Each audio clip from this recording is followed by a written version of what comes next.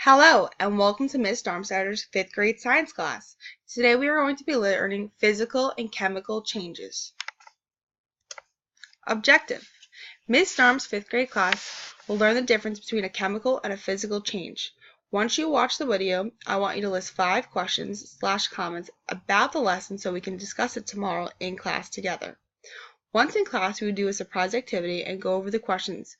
By the end of this week, the class will be testing on whether you know the difference between a physical and chemical change.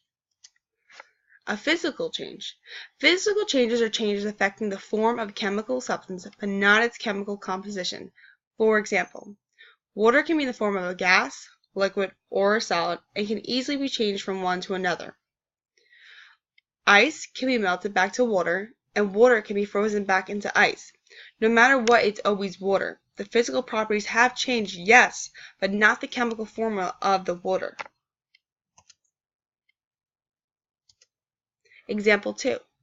When adding pepper to a glass of water, the pepper does not dissolve, so you're able to pick out the pepper with the strainer. Once you have strained the pepper out of the glass of water, the water is still water, and the pepper is still pepper.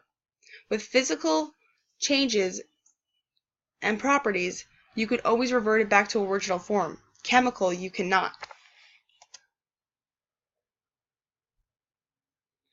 This is the third example with milk and color dye.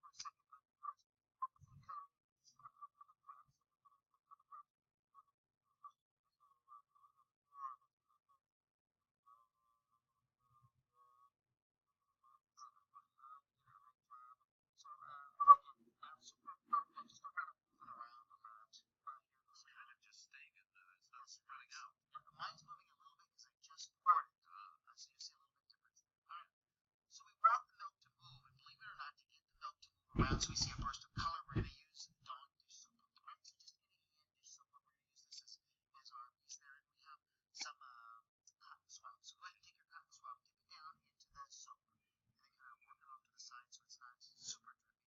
Now what I want you to do is this. We're going to focus on this first one, your plate of green one. You're going to go right into the very middle of it. You're in second use. You're going to put it right down the center. Watch what happens. All right. So when I put it in there, do I leave it there? Yeah, just leave it right there. Just green one. Absolutely. All right. Yeah, this works.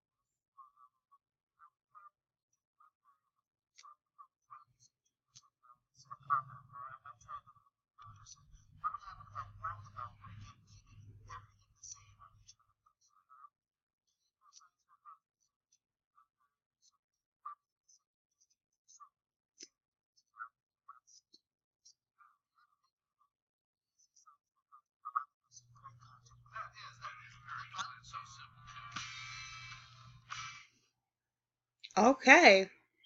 Well, that was a cool video.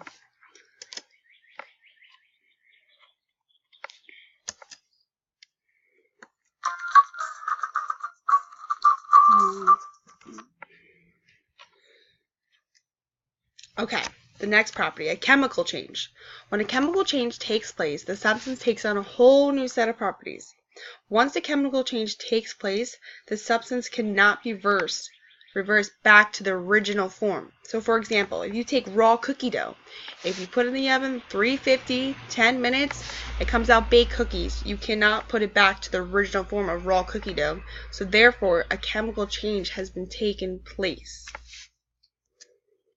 Example 2. Bread. We see it every day.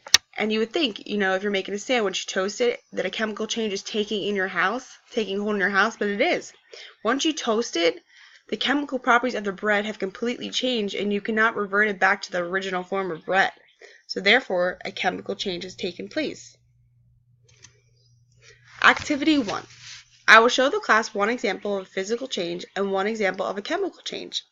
I will bring examples from home and talk about why they are a physical change or a chemical change and where you can see physical and chemical changes in the household. Activity 2. The next activity is a worksheet that should be completed no more than 10 minutes. Once the class is done, we will review the answers of the class and make sure that everyone understands the difference between the two. If you have any questions, just email at darmstadt@go.stockton.edu. If not, I look forward to seeing you guys all in class tomorrow. Goodbye.